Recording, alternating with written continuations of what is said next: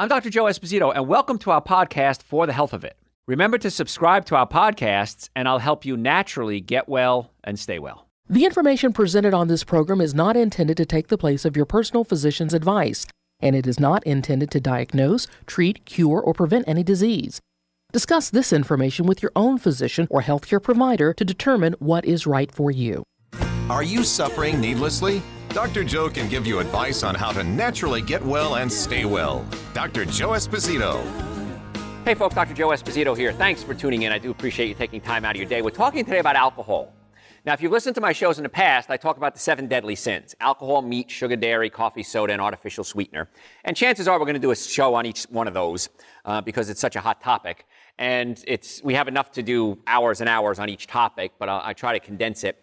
So in the first part of the show, we talked about how alcohol affects men different than women, how it affects the brain. We talked about the prefrontal cortex and the hippocampus and the limbic system. So if you missed that part, you need to listen to that because it explains why alcohol does what it does.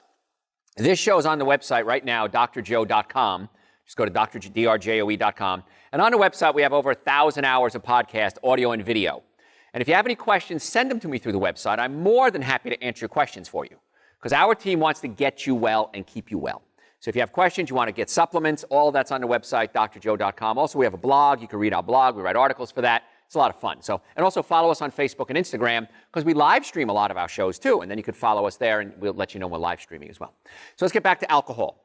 We're talking about the dangers of alcohol, and now we're talking about what to do if you are going to drink. Because here's the thing. I'm a realist. I understand that you're probably not going to do everything I say. What a shock. But the more you listen to the shows, you'll get little tidbits here and there. People come to me all the time and say, Dr. Joe, I've been listening to you for 2 years, 5 years, 10 years, 30 years. I've been lecturing, not doing radio and television, but lecturing for 30 years. They read my books, and they say, I've been meaning to whatever. Come see you, get the supplements, change my diet, and now today's the day I'm going to do it. So the more you listen, the more we're going to get into your brain the things you need to do to get well and stay well. So we talked about taking B-complex, necessary because you're flushing alcohol out of the system. We talked about super greens and essential sources, a great nutrient. I want to cover, I kind of left off at milk thistle, Thistle. Now, milk thistle contains silmarin and psilocybin. These are antioxidants known to help protect your liver from toxins, including the effects of alcohol. So when I have people come in with liver issues, many times I'll recommend milk thistle. And whenever I see a skin condition, many times it goes back to the liver. Because the liver is a detoxifying organ. And the liver breaks things down and wants to get it out of the system. So it can get it out of the system through your breath, your urine, your feces, and your skin. And so when I see skin conditions, many times we've got to fix the digestive system and the liver in order for the body to stop dumping these waste products through the skin. So not only has silmarin been found to increase something called glutathione, we talked about that earlier, but it also helps regenerate liver cells. How cool is that? A milk thistle supplement may be the most useful when taken regularly, especially if you know you'll be having cocktails or on more than one occasion. So we have a product that's not on the website, but we have a really good milk thistle that we use. And if you call the office or send me an email, we can get you information on that. Vitamin C. Alcohol can deplete your body of vitamin C, which is important to reduce for reducing alcohol-induced oxidative stress to the liver. So it makes the liver healthier. One animal study showed that vitamin C is even more protective to the liver than silmarin, which is milk thistle, after exposure to alcohol. So make sure you're getting enough vitamin C, either via supplements or food. It's another trick you can do prior to drinking, which is going to help the liver. Now, vitamin C is actually such a powerful detoxifier that if you take large doses prior to receiving dental anesthesia, the anesthesia will not significantly weaken and may not work. It may not weaken your pain. So it can actually detoxify the body. Now, once again, we talked about this earlier. Vitamin C and ascorbic acid are not the same thing. Vitamin C has 8-sided molecule. Ascorbic acid is just a portion of that. So you want to take vitamin C, not ascorbic acid. It's going to work a lot better. Magnesium. Magnesium is another nutrient that's depleted by alcohol, and it's one that you may already be deficient in. Most people actually are deficient in magnesium. Plus, magnesium has anti-inflammatory properties that can help reduce some of the hangover symptoms. So if you don't eat a lot of magnesium-rich foods, taking a supplement the evening before drinking might be helpful. And once again, what has magnesium in it? What has vitamin C in it? Dr. Joe's Super Greens and Dr. Joe's Essential Source. Now, again, I'm not giving you permission to take this and then go drinking. if you do go drinking, I'm recommend take it every day anyway, but you might want to take a second dose just to make sure you're getting all the nutrients that you need. It's really important. Now, if you take too much vitamin C or too much magnesium, you're going to get diarrhea. Now, I don't want you drunk with diarrhea. It's not fun, not a good night out. So don't take too much of this. There's a limit on how much you want to take. If you take too much, you're going to have very adverse side effects and you're not going to be happy. You can say, Dr. Joe told me to do this. No, I told you to do it the right way. Let's discuss how alcohol affects the brain. Again, as a chiropractor, I'm huge on making sure the brain and nervous system are working properly. So do you ever wonder what does alcohol do to your body? Particularly, how does it affect your brain? Because that's where the big it's damage everywhere, but especially the brain. The truth is, the damage goes far beyond a headache or brain fog that you experience the morning after. The effects of alcohol on your brain are so profound, and heavy drinking can set you up for some of the most dreaded brain diseases. Long-term effects of alcohol can completely rewire your brain, too. It can increase the risk of depression and other mental conditions. So how alcohol affects the brain is likely more complex than most people think. Yes, it's known to be chronic use can cause detrimental effects on the body. Surprising 2018 study, French study, shows a strong link between the onset of dementia, in which an individual begins to show symptoms of dementia before the age of 35, that's early onset dementia, 65, I'm sorry, early onset dementia, and alcohol addiction. So sometimes you'll meet people who don't remember things. And you're thinking, well, they're starting to show signs of dementia, they may be drinking. And many times people can hide the fact that they drink. I've known people in my life, and you start to realize they're forgetting things, they're argumentative, they're depressed, they're moody. And you start thinking, I wonder if they're doing substance abuse. Could be alcohol, could be drugs. And the answer many times is yes. So it might be a sign for you to dig a little deeper, and you might want to step in and try to help them. Study states that heavy alcohol use, as well as other alcohol use disorders, are important risk factors for dementia, which can shorten lives by up to 20 years. Once again, if I told you I had a pill, here's a pill that can reduce your risk of cancer by 6 years. Would you take it? And no downside? Absolutely. If I told you there's something I can give you that would increase your life expectancy by 8 years, quality years, 8 quality years, would you take the pill? No side effects? Yes, of course you would. That's cutting out dairy products. So cutting out alcohol, cutting out dairy products, go totally plant-based. Cut out the alcohol, meat, sugar, dairy, coffee, soda, and artificial sweetener. Increase life expectancy by about 11 quality years. Some studies show as much as 20. So folks, you win this game in life by living a long, healthy, happy life. That's how you win. And so you're reducing your chances of winning this game every day by putting bad foods into your body. And as a chiropractor, we see this all day, every day. People come to us with neck pain and back pain. And my team of doctors are off the chart. I mean, I've worked with the best of the best, in my opinion. And so they're great, and they're my doctors. That's how I know they're good, because they're my doctors. But what happens is, we also want to get your diet straightened out. Because if you're doing inflammatory things like a bad diet, like alcohol, it's going to increase the inflammatory reaction, going to slow down the healing process. We want to get you well as fast as we can. And then if you have acid reflux, heartburn, burping, gas, bloating, and you're drinking alcohol on top of that, you're going to make it worse. Now, with acid reflux, many times we can adjust or pull the stomach down away from the diaphragm. When we pull the stomach down away from the diaphragm, you're able to digest your food more efficiently. So with the alcohol and a bad diet and not getting enough nutrients, you've got issues. Now we start talking about things like dementia, which can be a leading cause of death with alcohol issues. You think, well, they have alcoholism. It wasn't, the alcoholism caused the dementia. It's not independent. Other symptoms of alcoholism: poor coordination, slurred speech, slowed reaction times, impaired thinking, memory loss, behavioral issues, engaging in risky behaviors. How many people do stupid things when they're drunk? A lot of people. Addictive behaviors. It's not just the alcohol, it's the other things that are addicting. The smoking, the gambling, poor decisions in life when it comes to the romantic department. All these can come from that. And depression. And depression is oftentimes linked to the brain malfunctioning, but it can be linked to the digestive system. If you're not breaking down your food properly, you're not breaking down proteins into amino acids, the amino acids become neurotransmitters in your brain, which make your brain work. So it all ties together. So withdrawal or abstinence of drinking, sometimes you'll see people sweating, nausea, shakiness, anxiety, delirium tremors, the DTs we call them, which may include visual or auditory hallucinations. Immediate effects of alcohol are similar to following a few drinks. When you come off the drinking, many times it's the same effects as if you just had a few drinks. The effects of alcohol on the brain depends on an individual's blood alcohol concentration. It's called the BAC, blood alcohol concentration. Now, I'm sure you're wondering exactly how alcohol affects the brain. We're going to go into this. An increase in the BAC interacts with the brain through something called the blood-brain barrier. There's simply put, a force field around your brain that protects bad things from getting into the brain. Once in the central nervous system, it breaks down that barrier. Alcohol causes alterations in behavior by acting upon specific regions of the brain susceptible to chemical modifications. We talked about the cerebellum being susceptible to alcohol because it has such big vascularity, big circulation. So let's discuss the regions of the brain and how it affects the alcohol.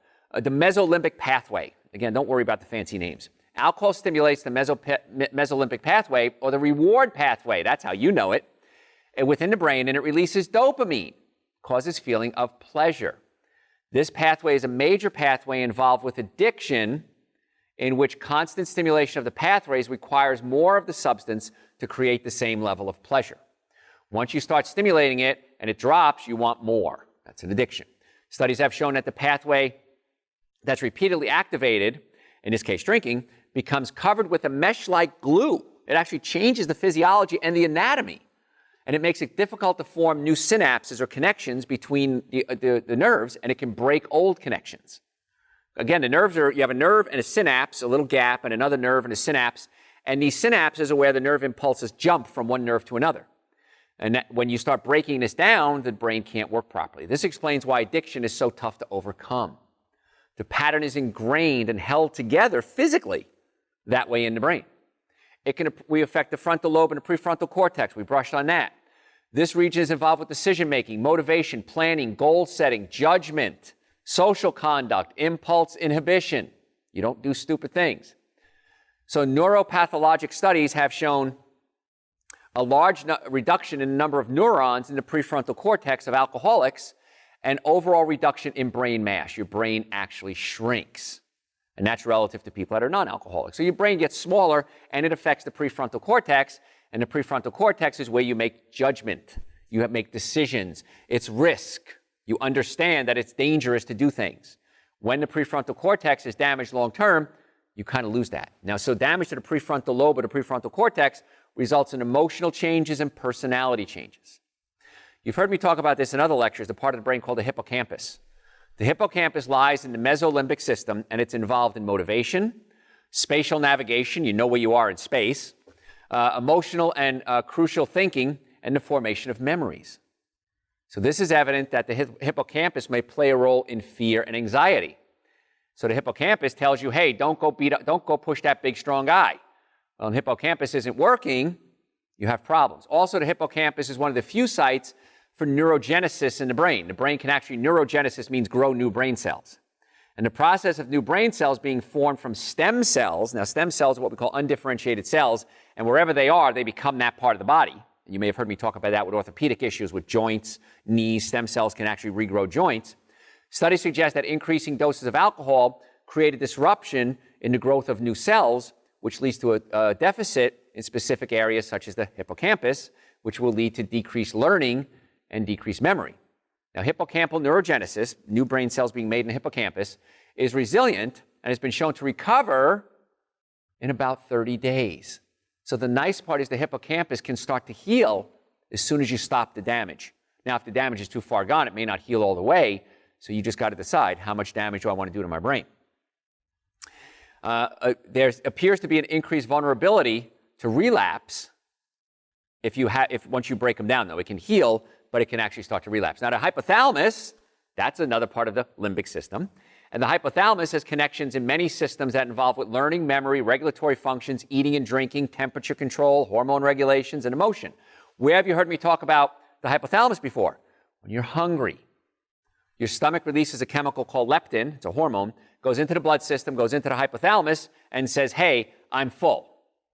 If you eat a lot and you produce a lot of this chemical, it keeps bombarding the hypothalamus, and the hypothalamus finally says, I don't believe you. And it becomes resistant. It's like the boy that cried wolf. And so the hypothalamus is being bombarded with these hormones because you're eating too much, and then you don't feel full. This is one of the reasons fat people keep eating. I used to be fat. Again, I can say the F word. Fat people keep eating because you're not getting the hormone released from the stomach into the hypothalamus to say I'm full, so you don't feel full. And you've seen people at a buffet, and they're overweight, and you're thinking, oh my gosh, how can they put that much food in their body? because they're not getting the hormones from the stomach up into the hypothalamus to say that they're full. Why? Because you bombarded it. You become resistant to the chemicals. Just like with insulin, if you eat a lot of sugar, the cells become insulin resistant, so the blood sugar can build up because the insulin isn't able to get the sugar into the cells. Same thing with the hormones from the stomach. So, long-term damage to the hypothalamus due to alcohol leads to memory deficits, and amnesia can follow. That's why people don't remember things. Now, the cerebellum, that accounts for approximately 10% of the total weight of the brain. In your brain, you have the cerebrum, which are 2 lobes, and in the back, you have 2 smaller lobes called the cerebellum. And that contains about half of the neurons, or the nerve connections. It's small but mighty, and the cerebellum coordinates voluntary movement, balance, eye movement, and is integrated in the circulatory and emotional part of the brain. So alcohol abuse leads to atrophy within the white matter of the cerebellum. That's part of the cerebellum. It actually starts to shrink. And this is why people that drink have all these problems, because the cerebellum controls balance. And when people come to us as my chiropractic team, and they'll say neck pain, back pain, shoulder pain, headaches, and sometimes they have balance issues. Many times the cerebellum has been damaged, either not getting proper blood supply, alcohol, drugs, and so we need to essentially reboot the cerebellum. And there's techniques that we've developed that I teach all my doctors to do to help reboot the cerebellum so that we can hopefully get the balance back again. So many people think of chiropractors as neck pain, back pain, shoulder pain, numbness, tingling. We're really good at that. But now we start looking at the digestive system. We start looking at brain function. And this is why so many patients come to us from all walks of life, because we want to get you well and keep you well, not just get you out of pain. Another part of the brain called the amygdala. It's within the temporal lobe. It's on the side there. And the amygdala has connections to the prefrontal cortex. Remember prefrontal cortex? Helps you make decisions. And the thalamus and the hypothalamus, which mediates emotion, love, fear, rage, anger. And it helps identify danger. So alcohol affects the brain chemistry by altering the levels of the neurotransmitters, with the different parts of the brain we just talked about. And the neurotransmitters are chemical messages within the brain that transmit signals to the nervous system and extend out throughout the body. Once again, simply put, the brain sends messages down the spine, out the nerve to every cell in the body. And so you have to have communication between the brain and the body. Physically, we can block that communication. Bones can move out of place, pinch nerves, inflammation. Chemically, we can alter it as well. So the alterations in neurotransmitters, these are the chemicals that make the nerves work, within different parts of the brain cause an individual's behavior and motor functions to be altered. And you've heard me talk about neurotransmitters so many times. Neurotransmitters are either excitatory, they increase electrical activity in the brain, or they're inhibitory. They decrease electrical activity in the brain. So it either speeds you up or slows you down. Alcohol slows down the brain, and it binds to something called inhibitory GABA and NMDA receptors. Again, it's a lot of chemistry there. This slows down, and this slowdown results in slurring words, decreased memory, fatigue. And so every time you have a drink, all this is going on inside your brain. And it's pretty crazy because we got to get the brain working normally, not abnormally. So another part of the brain is called, it'll affect dopamine. Dopamine is a neurotransmitter increased that gives you pleasure. So that's a big issue. Norepinephrine is a chemical in conjunction with the temporal lobe, it increases adrenaline and norepinephrine, and that gives you energy. So we got to get that all balanced out as well. So there's a lot of chemicals that are going on in there. So if you want to have stress-free partying, chronic alcohol abuse results in decrease in a lot of the neurons that release norepinephrine, and then you get tired all the time. So that becomes a big issue. So glutamate, you heard me talk about monosodium glutamate. Glutamate is an excitatory neurotransmitter. This can block that, and so this is one of the reasons why you get tired so often. So it's important that we get the brain function where it should be. Serotonin, another neurotransmitter that gives you pleasure. It can affect the serotonin levels. So we want to make sure we get it working. I do want to talk about, 'cause time is running out here, I want to talk about the dangers to the female reproductive system. Because a lot of people will come to me lately and they'll say, well, Dr. Joe, I can't make babies. When I first got into practice, very seldom did people unable to make babies. Now, we talked about how alcohol lowers sperm count, and that's a big issue. So with lowering sperm count and it's affecting the women's health issues, that becomes really important. You need to know this. Now, a while back, we did an entire show on women's health. So if you want to know more about that, just go to my website, drjoe.com, just search women's health issues, and you'll go there. So I want to quickly cover how it affects the female reproductive system. Mild to moderate alcohol consumption. has numerous negative consequences on the female reproductive system. Animal studies show alcohol consumption disrupts female puberty. And drinking during this period also may affect the growth of the bones. So for children drinking, it's extremely dangerous. Alcohol has hormone level issues. It can affect hormones in postmenopausal women. So I know many times women are postmenopausal and they want to drink. I'm going to go home, have a glass of wine. I've had a stressful day. It's actually bad for you. Now, years ago, I was dating this gal, and she had a gluten sensitivity. Now, a lot of people have gluten sensitivities, but this girl liked to drink her beer. So she discovered, she didn't know this existed, there's something called gluten-free beer. She thought it was the coolest thing in the world.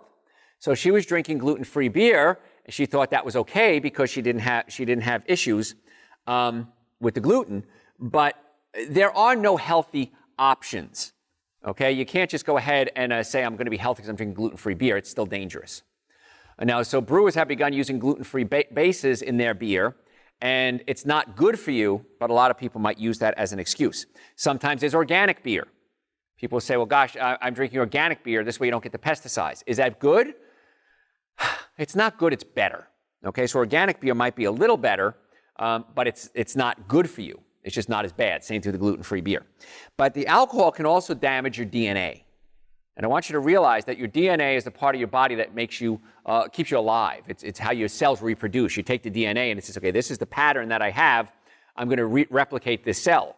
When you damage the DNA, what happens is it doesn't duplicate properly, and that causes abnormal cell growth. And according to the CDC, alcohol poisoning kills 6 people every day in the United States. Yeah, you heard that right. 6 people a day die from alcohol poisoning. That's crazy. This doesn't even address the other negative effects. So researchers from Cambridge University, their laboratory of molecular biology, found a buildup of acetaldehyde, which is a chemical, happened when there was too much for the body to break down, and when the mechanisms aren't able to reduce that chemical. So while previous researchers had pinpointed acetaldehyde as the culprit that causes DNA damage, these studies were performed on cell cultures, not on living people, not on living body. However, the evidence is strong enough to promote the World Health Organization to classify alcohol as a class 1, group 1 carcinogen. That's like the worst of the worst. So these researchers found that acetaldehyde breaks down and damages the DNA blood cells, leading to rearranged chromosomes and permanently altering DNA sequences. So it's not good, folks. It's causing damage to the DNA. It has to happen. And you're thinking, well, 1 drink, no big deal. 2 drinks, no big deal. So far, I'm okay. Well, my cholesterol is just a little high. How many people use this as an excuse? And that's what's happening. People are using it as an excuse, and then a study comes out and says, well, alcohol is good for you. Drink as much as you want, or drink red wine. Any benefit that can possibly be told to you is far outweighed by the detrimental effects. Once again, I'm a realist. I understand you may be drinking alcohol, and that's okay. If you're going to do it right. Try to do organic. If you can do gluten-free, better still, because gluten is a protein that can cause more irritation to the bowels and cause a leaky gut syndrome, absorbing more toxins. Make sure you're drinking the water you're supposed to. Make sure you're taking supplements to replace the damage. Make sure you're eating well. Don't go out for steak and French fries and a hamburger and a milkshake and then drink. That's really, really, really bad for you. So if you're going to go out, try to eat something healthy. I know you're thinking to yourself, but Dr. Joe, that's the most ridiculous statement you've ever made in all the years I've been following you, because if I'm going out partying, baby, I'm going to blow it out. It's your call, okay? It's your life. Do what you want to do. Song by, was it the Byrds who did that song? Anyway, it's your life. Do what you want to do, but I just try to give you information on what you can do to deal with it. Again, if somebody wants to drink around me, I don't care. If somebody wants to eat meat around me, I don't care. I just want to give you the information because I want to be your doctor. My team of doctors want to be your doctors. And so if you have issues, we want to help get you well. And we want to get you healthy from a chemical standpoint. We want to help you get from a digestive standpoint. And we want to help you from a physical standpoint. So those chemicals we talked about, those alcohol dehydrogenase enzymes, can be faulty. And that increases your risk of acetaldehyde accumulation, triggering greater DNA damage. And that's when you start to get the flush face. Second line of defense is the repair mechanisms. The body can't repair itself. And when it doesn't work, these individuals carry mutations in the mechanism, and those mutations might be passed on to their children. So it's really scary. One last fact before we go. 40% of hospital beds in the U.S. are used to treat alcohol-related conditions, with the exception of maternity and ICU beds. 40% of people in the hospital have something related to alcoholism. It's pretty serious. So, folks, I ran out of time. If you want to listen to this show and hundreds of other shows, go to my website, drjoe.com. We have over 1,000 hours of podcasts there. Follow us on Facebook, follow us on Instagram. But most importantly, if you want to get well and stay well, go to my website, drjoe.com, and we have the supplements there, the Super Greens, the Essential Source, the B-Complex, a lot of other ones like nitric oxide, digestive enzymes. But if you want to make an appointment to come see us in the Atlanta area, we have offices in Marietta, Duluth, and Stockbridge. Go to the website. You can book an appointment right online. We work with most major medical insurances, car accidents. If you've ever been in a car accident, ever, if the car was damaged, you were damaged, you need to come see us. Stop suffering needlessly. Biggest complaint I get is, why didn't I do this sooner? Why did I suffer so long? So go to the website right now, make your appointment, drjoe.com. Folks, I'm Dr. Joe Esposito. Thanks for listening. We'll catch you next time. Thanks for listening to For the Health of It. Remember to subscribe to this podcast, and I'll help you naturally get well and stay well. You can also listen to and call into my radio show live Sunday evenings from 7 to 9 Eastern Time on WSBRadio.com and on the WSB Radio app.